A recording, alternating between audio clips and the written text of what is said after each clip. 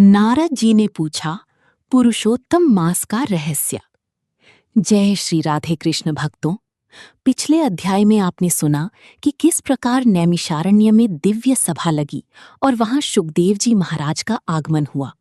लेकिन आज का अध्याय और भी अद्भुत है। आज स्वयं देवर्षि नारद भगवान विष्णु से एक ऐसा प्रश्न पूछने वाले हैं जिसका उत्तर पूरे संसार के कल्याण का मार्ग खोल देता है। आखिर पुरुषोत्तम मास क्या है? इसकी महिमा इतनी महान क्यों बताई गई है? चलिए सुनते हैं पुरुषोत्तम मास महात्म्य का दूसरा अध्याय।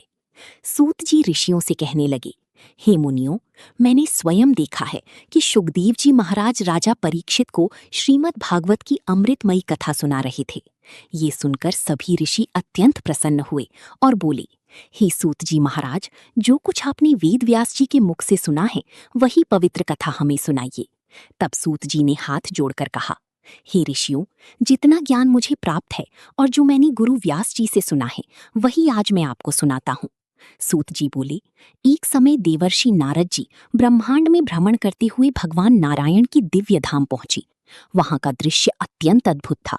भगवान श्रीहरि के चरणों के समीप पवित्र अलकनंदा नदी बह रही थी।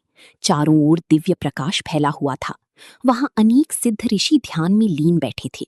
देवर्षि नारद जी ने जैसे ही भगवान विष्णु के दर्शन किए वे आनंद से भर गए। उन्होंने हाथ जोड़कर भगवान को प्रणाम किया और उनकी स्तुति करने लगी। हे देवों की देव, हे संसार के पालनहार, आप सत्य स्वरूप हैं। आप ही सत्य की आधार हैं। आपको बार बार नमस्कार है। फिर नारद जी विनम्रता से बोले, हे प्रभु, इस संसार के लोग विषय वासनाओं में फंसे हुए हैं। स्त्री, पुत्र और मोह माया में उलझकर अपना जीवन व्यर्थ कर रहे हैं। ऐसे लोगों का कल्याण कैसे होगा? उन्हें ऐसा कौन सा व्रत, कथा या उपाय करना चाहिए जिससे उनका उद्धार हो जाए? हे प्रभु, मैं आपके मुख से वो दिव्य रहस्य सुनना चाहता हूँ, इसीलिए ब्रह्मलोक से यहाँ आया हूँ। नारद जी के वचन सुनकर भगवान विष्णु मुस्कुराने लगे। फिर अत्यंत मधुर स्वर में बोले, हे नारद, तुम भगवान श्री कृष्ण की अनेक पवित्र कथाएं जानते हो। फिर भी आज मैं तुम्हें एक ऐसा रहस्य बताने जा रहा हूँ जो अत्यंत दुर्लभ है। ये कथा दरिद्रता को दूर करने वाली, श्रेष्ठ संतान देने वाली, पापों का नाश करने वाली और मोक्ष प्रदान करने वाली है। मैं तुम्हें पुरुषोत्तम मास की अद्भुत महिमा सुनाता हूँ। ये सुनकर नारद जी आश्चर्य में पड़ गए। उन्होंने विनम्रता से पूछा, हे प्रभु, मैंने चैत्र, वैशाख और अन्य सभी महीनों की महिमा सुनी है, लेकिन पुरुषोत्तम मास के विषय में कभी नहीं सुना। ये पुरुषोत्तम मास कौन सा मास है? इसकी उत्पत्ति कैसी हुई? इस मास में क्या करना चाहिए? स्नान, दान, जप, व्रत और पूजा का क्या विधान है? हे कृपानिधि, कृपा करके ये सब विस्तार से बताइए।